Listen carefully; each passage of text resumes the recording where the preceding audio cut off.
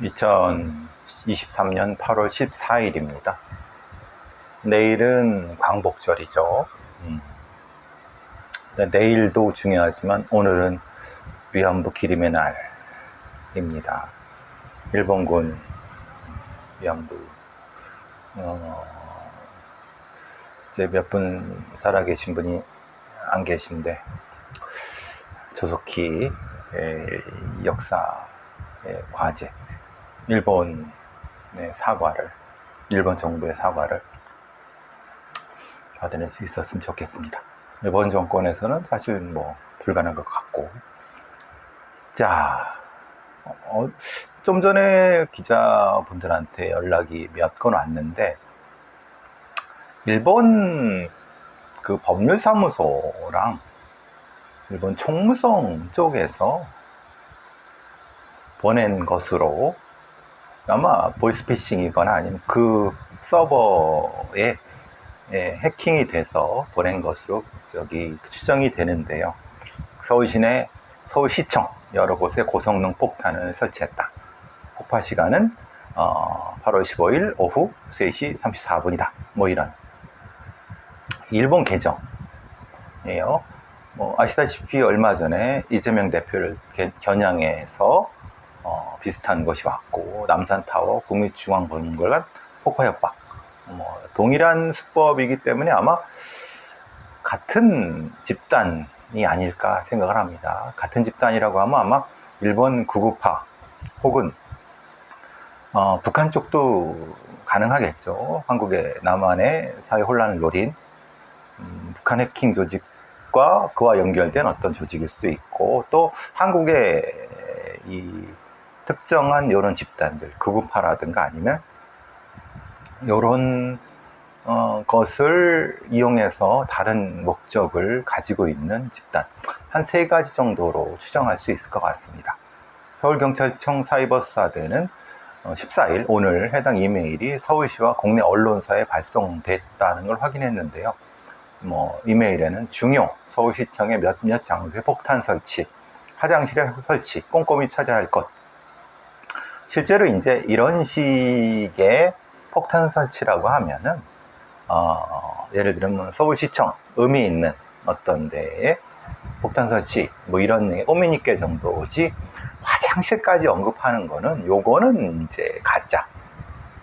요게 이제 어떤 다른, 말하자면 약간 경험치가 낮은 애들의, 그러니까 이제 조금 이 실제보다는 다른 어떤 사회적인 혼란을 야기하려고 하는 그것과 일종의 약간의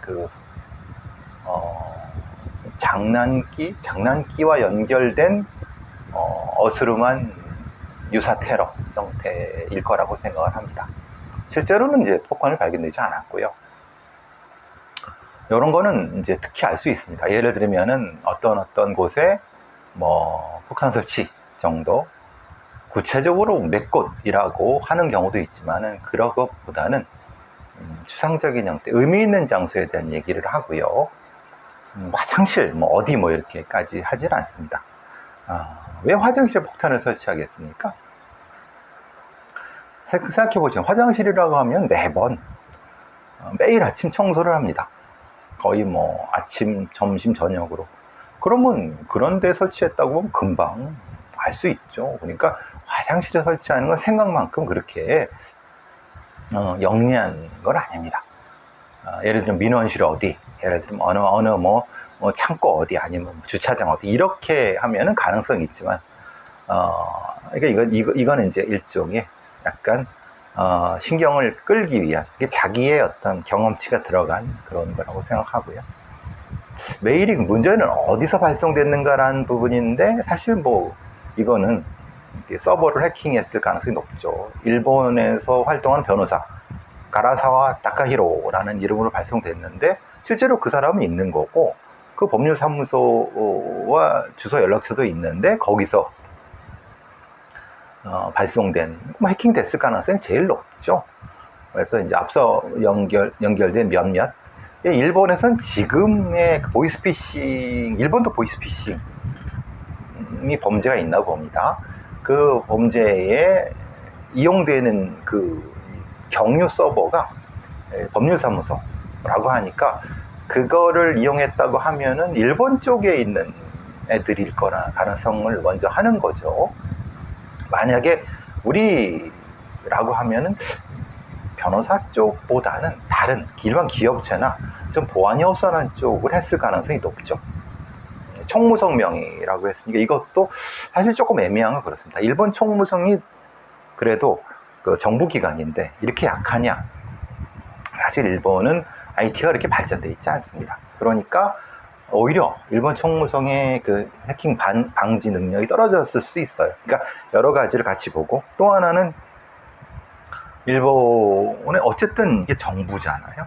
정부 기관에서 보낸 형태를 띄려고 했을 수도 있고, 또 어떤 법률가의 사무소에서 보낸 것도 의미가 있을 수 있습니다. 그러니까 두 가지 같이 봐야 되겠죠. 근데 그것보다는 일본에서는 현재 그 변호사나 법률사무소의 계정을 도용하는 피싱 범죄가 유행하고 있다고 하면 그게 더 가능성이 있을 거라고 보여집니다.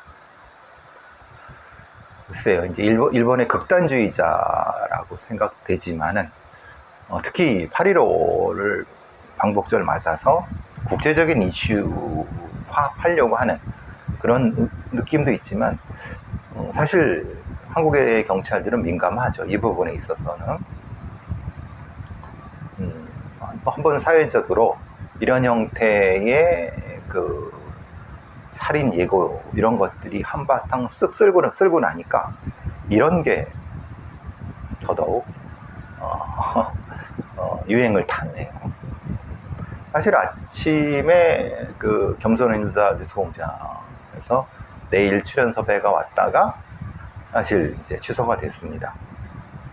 사실 뭐 다행이지만 대구 수성구에서 어떤 놈이 40대가 칼하고 뭐 도끼 이런 거 들고 이제 칼부림을 하려고 했는지 아니면 그러다가 사실 말았죠. 만약에 그 실제로 칼부림을 시도했다고 하면은 여러 사상이 됐을 겁니다. 그만큼 취약합니다. 뭐 그랬으면 이제 내일 뭐 출연을 했겠지만 사실 그 출연이 문제가 아니라 사람이 안 다쳤다는 게 다행인데 그래서 사실 뭐 내일 겸손입니다 취소가 됐지만 더 중요한 거는 실제로 이렇게 말 그대로 현실에 불만을 가진 자들이 칼을 들고 무언가를 설칠 수는 있습니다. 근데 그거 말고 그 실제로 살인이라는 것에 거기까지는 다른 메커니즘이 있다는 거예요. 근데 이거를 사실 같은 맥락으로 쳐버리면 안 되죠. 그래서 이게 문제는 이런 것에 대한 엄격한 분석이 필요하다라고 하는 거를 제가 계속 말씀드리는 건 그것 때문에 그렇습니다. 지금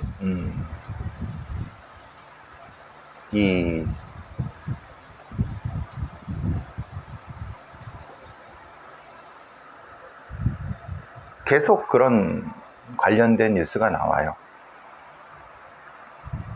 묻지마 범죄는 쓰지 말자고 했죠.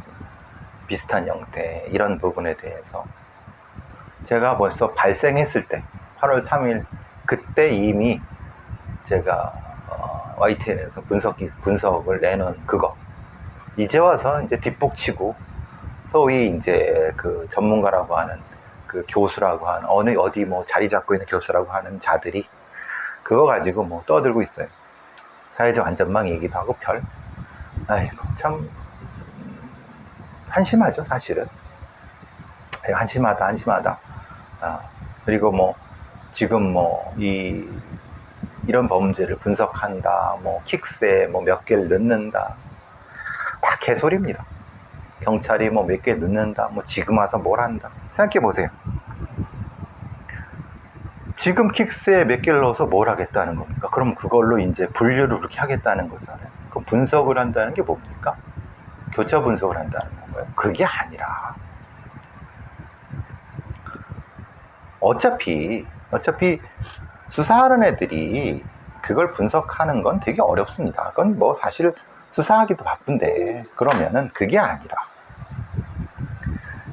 다시 말씀드리지만 제가 입이 아프게 말하는 거예요. 경찰이나 검찰이 수사하거나 기소한 내용에 대해서 그 결과물에 대해서 제3의 기관이나 제3의 공신력, 어쨌든 학회든, 뭐 사실 그렇잖아. 한국 뭐 범죄학회든 뭐 범죄 심리학회든 그래도 일정 정도 공신력 있는 그런 학회들이 있지 않습니까? 나름. 그럼 거기에 그거 자체를 공개해서 연구를 하고, 그리고 사실 그렇지 않습니까?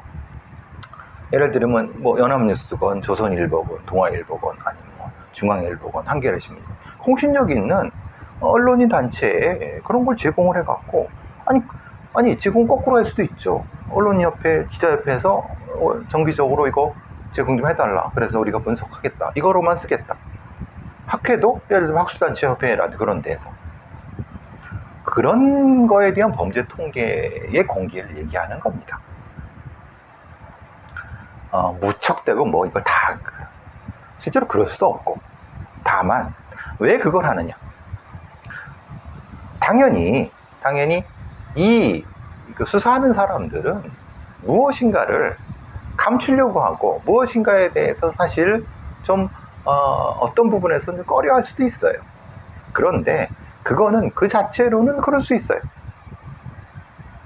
그런데 그것이 아니라 공개하고 여러 가지 면에서 제3자가 확인할 수 있는 시스템이라고 하는 것은 그들한테도 좋고 국가 사회에서도 좋고, 왜? 공정한 정의, 어느 쪽에 치우치지 않는 시스템, 이런 걸 하려고 하는 거죠. 예를 들면 이런 거예요. 자, 보세요. 오늘 경찰에서 서희초등학교 교사 사망에 대해서 학부모 범죄 혐의 못 찾았다고 이렇게 발표를 했어요. 학부모 4명에 대한 참고인 조사를 했고, 밝혔어요. 서울경찰청 관계자가 기자들과 만나 학부모 4명을 조사했지만 있거나 학부모는 없고 종합적으로 봤을 때 범죄 혐의를 발견하지 못했다. 그럼 얘들이 한 게 맞습니까? 얘들은 그냥 한 거예요. 그러면 얘들이 혹시 불비하게 했을 수도 있고, 혹시라도 다른 어떤 이유 때문에 그게 불법이 아니라 어떤 뭐 게을름이 아니라 못했을 수도 있는 거고, 뭐 사실은 안 했을 수도 있는 거, 못했을 수도 있는 거고, 이런 부분에 대해서 실제로 이게 이 수사가 제대로 된 건지 안 된 건지 여기서 얘네들이 그냥 끝 하면 다 끝나는 거예요. 그게 아니라 이 기록을 일정 시간 지난 다음에, 그래 지금은 뭐 그렇다 쳐도 시간 다음에 공개해라. 니네들이 이 A라고 하는 사람이 돌아가신 분의 수사를 이렇게 했는데, 실제로 수사를 이런 부분에 했는데 이게 맞냐? 객관적으로 분석할 수 있잖아요. 그러면 이건 조금 이런 부분에서 미흡한데 이렇게 할 수 있었는데 왜 못했지? 그러면 다음에는 더 잘할 수 있죠. 물론 그걸 한 수사팀이나 수사한 애들은 쪽팔릴 수도 있고, 뭐 흔히 말하는 좀 부끄러울 수도 있습니다. 그리고 어떻게 보면 반대로 반발할 수도 있어요. 그렇지만은 그렇게 돼야지만이 발전했습니다. 언제까지 지들이 한 게 최고인 줄 알고 우리가 최선을 다해서 했는데 니네들이 뭐냐, 니네들이 수사 회복이나 했냐, 이런 식으로 나오면 안 된다는 거예요. 분명히 의혹이 있잖아요. 즉 이 서희초등학교 돌아가신 A씨라는 사람이 돌아가셨는데, 의혹은 뭐냐면 학부모와 관련해 갖고 악성면허를 했을 때는 의혹이 제기됐잖아요. 그러면은 분명히 이 악성면허이라고 하는 것이 전화통화든 아니면 뭐든 사실 있을 수 있죠. 전화통화 말고도 다른 것일 수도 있어요. 찾아왔을 수도 있고. 근데 실제로 얘네들이 경찰에 한 게 전화통화인데 압박을 느낄 수도 있죠. 말하는 건 평이하게 하지만 압박을 느낄 수도 있는 것도 있어요. 그런데 경찰 애들이 수사할 땐 자기들이 듣기엔 그게 아니다, 이럴 수도 있는 거잖아요. 그럼 구체적으로 이 학부모가 무슨 얘기를 했는지를 공개를 하게 되면은 이게 진짜 그런지 아닌지 알 수 있어요. 그냥 경찰 애들이 수사팀 관련 애들이 아예 없는 것 같아요. 그걸로 끝이에요. 그렇게 말하자면은. 그러나 예를 들면 이런 거죠. 학부모들이 A씨한테 건 기록은 없었지만 거꾸로 이 사람이 돌아가신 분이 학부모한테 전화 왔었다. 근데 그게 뭐가 중요해요? 어차피 다른 경로를 통해서 전화가 올 수 있는 거니까 미리 했을 수도 있는 거죠. 미리 했는데 여러 가지 면에서 압박을 받았다. 뭐 그럴 수도 있는 거죠. 예를 들면 다양한 형태의 유무선 통화 기록이나 이런 걸 확인해 갖고 했다. 그럼 그걸 가지고 어떤 걸 분석했다 라고 해요. 그러니까 이게 사실은 여태까지 경찰이라든가 수사기관 이런 걸 안 했기 때문에 의심받고 또 어느 쪽에 그냥 편파적으로 했다 아니면 어느 쪽을 봐준다 이런 얘기가 나오는 거예요. 사실 지금은 이런 얘기가 있죠. 그 돌아가신 분의 사촌 오빠가 서초경찰서장이 처음에 부실하게 했던 게 사과한다 이런 얘기를 했다는 거예요. 그러니까 그럼 왜 그랬느냐? 그럼 그때는 왜 그랬는데? 왜 근데 그땐 그러고 지금은 또 이렇게 열심히 해? 만약에 그런 게 공개가 안 됐다고 하면, 만약에 그런 게 없다면 여전히 허술하게 했다는 거잖아요. 말 그대로. 그러니까 너무나도 사실 생각해보면 이 서희초 교사가 겉으로 보기에는 사실은 자살입니다. 그런데 좀 더 넓게 봐서 압박을 받아서 돌아가셨다. 그러면 자살입니까? 경우에 따라서 타살이 될 수도 있어요. 그렇지만은 타살이라고 직접적으로 뭐 칼로 찌르거나 뭘 해서 죽인 거 그것만이 타살일까요? 굉장히 이런 면에서는 우리가 고민해 봐야 될 부분들이 있다는 거, 그 말씀을 드리려고 하는 거예요. 어쨌든 서희초 교사 사망 부분에 대해서는 경찰이 이런 발표를 했다고 하는데, 저는 이거보다는 이 경찰이 어떤 수사를 어떻게 했는지 객관적으로 봐야 된다. 우리는 수사기관이 뭘 했건 기소기관이 뭘 했던 거에 대해서 일반 시민들이나 연구자들이 알 수가 없다.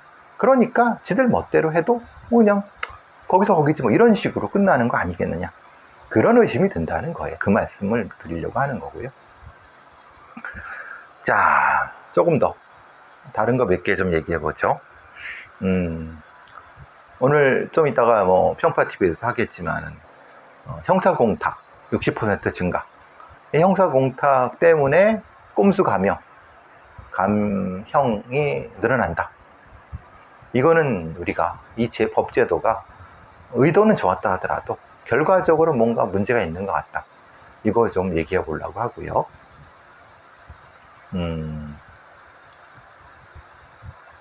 늘 얘기 나오는 거지만 경찰청장이 총기 사용해라. 일선에서는 해봤자, 야, 네가 이거 나 민사소송 당하는 것까지 해줄 수 있어? 그게 문제죠. 어떤 기사에서는 그렇다고 해서 그 경찰 개인이 이렇게 물어준 건 없다. 그런데 앞으로도 그럴 거냐? 아니면은 소송을 통해서 괴롭힘을 당하는 것, 그것까지 면책할 수 있느냐? 사실 그건 아니다. 그러니까 사실 핵심적인 건 이거다. 결국은 경찰관이 총기를 사용해갖고 상자 사용 안 하는 거는 써도 책임을 지니까 문제가 된다. 사실 이 논리보다는 그 경찰관이 그 총기를 제대로 현장 상황에 맞게 쓸 수 있는 능력이 있느냐, 그만큼 훈련이 됐느냐, 그리고 총기 말고 중간 정도, 제가 늘 말씀드리고 제가 이 말하는 걸 어떤 또 그 시덥잖은 교수라든지 나부랭이나 이런 방송에 나오는 애들이 제 걸 그냥 갖다 쓰는데 맘대로 갖다 쓰세요. 근데 상황에 맞는 총기나 어떤 저항 제지력이 제공이 됐느냐, 그거보다 그만큼 충분히 훈련이 됐느냐, 그게 먼저라는 걸 제가 늘 말씀드리고, 그리고 그 정도로 했을 때 부당하게 압박을 받거나 수송을 당한다고 했을 때 경찰청이나 아니면 뭐 예를 들면 경찰 노조 있다고 하면 노조 같은 데서 충분히 방어해 줄 수 있는 것이 되느냐, 이것이 문제가 돼야 되는데, 지금의 논의는 이거예요. 야, 너네들 총기 사용해. 근데 실제로 총기 사용한 애들은 총기 자체가 적절하지가 않아. 테이저건 아니면 총이야. 테이저건은 약하고 총기 너무 세. 그리고 정작 테이저건에 대한 훈련도 되지도 않았고 총기 훈련은 더더욱 안 돼 있어. 그러니까 총기 쓰다가 허부적거리다가 지가 다치고 아니면 사람을 죽이기도 하고. 그러면 그 총기가 아니라 한 3분의 1 정도의 위력이 있는 어떤 총기를 제대로 지급하고 그거를 충분히 훈련해서 죽이지 않고도, 크게 다치지 않고도, 경상만 입히고도 충분히 제압할 수 있다 할 정도의 훈련이 됐다. 첫 번째, 적절한 무기, 적절한 훈련. 그 다음에 그렇게 규정대로 했을 때 제대로 된 방어, 변호사를 사준다든가 변호 비용을 대든가, 이 세 가지가 문제예요. 근데 이 윤희근이라든가 뭐 지금 뭐 나오는 소위 말하는 그 허접한 경찰학과 그 뭐 아니면 범죄 관련 전문가라는 것들은 이런 얘기를 전혀 안 해요. 못하죠. 뭔지도 모르니까. 핵심은 여기에 있는 거예요. 이게 그러니까 인권단체에서 그렇죠. 야, 제대로 쓰지도 못하는 놈들이, 제대로 상황 판단도 못하는 놈들이 총기를 써갖고 사고 냈는데 그걸 왜 면책을 해주려니 했냐. 즉 말하자면 균형이 맞춰야 된다. 무작정 쓰지도 못하고 제대로 훈련도 안 된 놈들을 이 총기 마구 쏘았는데 면책해주면 당연히 이게 심각하게 이 공권력 남용의 시대가 됐는데 그건 어떻게 책임지느냐. 그러니까 A 아닌 B라고 하는 것이 아니라 중간에 충분히 이 균형점이 있는데 그거에 대한 얘기를 안 하니까 사실 다 엉망이 되는 거죠. 그러니까 제발 좀 기자들도 그렇고 아니면 여러 소위 말하는 전문가라는 애들도 제대로 된 균형점을 찾아서 어떻게 보면 그런 거를 얘기를 해줘야지. 남들이 하는 거 그냥 배상원이가 떠드니까 저거 좋으냐 그거 갖다 쓰고 내용도 뭔지도 모르면서 이건 아니다. 즉 총기 사용과 경찰과 면책 사이에는 바로 중간 지점이 있다. 훈련도 안 하고 적절한 무기도 아닌데 그걸 면책해주면 어떻게 됩니까? 먼저 적절한 무기와 충분한 훈련이 되면은 자연적으로 이 과잉 공권력 이런 문제는 사라지는 거예요. 그러니까 적어도 줄어드는 거예요. 근데 그런 것도 안 하면서 맨날 무슨 총기 써라. 윤희근, 아이고, 참, 갑갑한 인간입니다. 그 인간도. 지난번에도 계속 나온 얘기인데, 로펌에 대한 압수수색 문제예요. 사실 로펌을 압수수색한다는 건 사실은 여러 가지 의미가 있습니다. 근데 대부분의 사람들은 변호사 못 삽니다. 비싸기도 하고, 제대로 권경희 같은 애들 나올까 봐 겁나고. 그런데 그나마 있는 로펌과 변호사 사무실을 압수수색한다는 것은 검찰에 대한 압박이 될 수 있다. 왜냐? 꼭 강제 수사를 통해서 거기서 나오는데 다른 증거, 그러니까 의뢰인의 정보가 검찰을 통해 나가고 검찰은 동일체라며. 그러니까 적어도 변호사 혹은 변호사 사무실, 그러니까 즉 적어도 다른 의뢰인과 관계인과 관련된 정보라든가 아니면 문서라든가 기록은 절대 볼 수 없게, 보게 되면 그 자체에 대한 무효라든가 아니면 처벌 이런 것들이 있어야 된다는 거예요. 근데 지금은 그냥 예를 들면 이런 거죠. 이쪽 검사실 저쪽 검사실 애가 알아요. 이쪽 되는데 좀 증거가 좀 부족해. 이거 어떻게 해야지 고민하는데 그 로펌에서, 이 피고인의 로펌에서 다른 건을 하고 있단 말이에요. 근데 그거는 확실히 뭔가를 할 수 있어. 그럼 여기를 압수수색을 이쪽을 치면서 이쪽 건을 살짝 보게 되면 안 되죠. 그런데 그렇게 하면 이건 나쁜 놈들이지만 이렇게 야료를 부릴 수 있다. 방어권이 그만큼 중요하다. 그래서 압수영장 특성이라고 하는 것은 급박, 당일 처리. 그런데 이 부분에서 판사가 잘 모르고 대충 다 95% 이상 내주니까 그냥 다 내주면 알아서 써버리면 피고인의 방어권은 어디로 가느냐.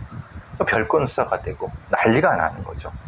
그래서 미국 캘리포니아주 같은 경우는 압수된 자료를 특별조사위원과 법관이 심리해서 의뢰인의 기밀에 해당되는 내용을 증거에서 제외하는 절차를 두고 있어요. 즉 말하자면 검사가 무작정, 수사기관이 무작정 많은 거를 다 싹 하는 무소불위의 압수수색은 제한하려고 한다는 거예요. 지금 우리처럼 하면은 안 걸릴 놈 없습니다. 그럼 누가 변호사한테 갑니까? 예? 변호사가 털리면 자기도 다 털리는데 이런 부분에 대해서는 분명히 우리가 좀 근데 워낙 검사나 수사기관의 힘이 세기 때문에 이게 참 될까 모르겠어요. 지금 김명수 체제에서 그것도 안 된다고 지금 난리도 아닌데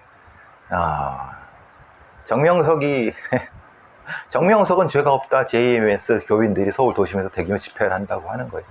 참 별 지랄들을 합니다. 아이고 참 이런 사이비들이 이렇게 근절되지 않는 것은 한국 사회가 그만큼 썩었다는 것 중에 하나겠죠. 그렇죠? 자,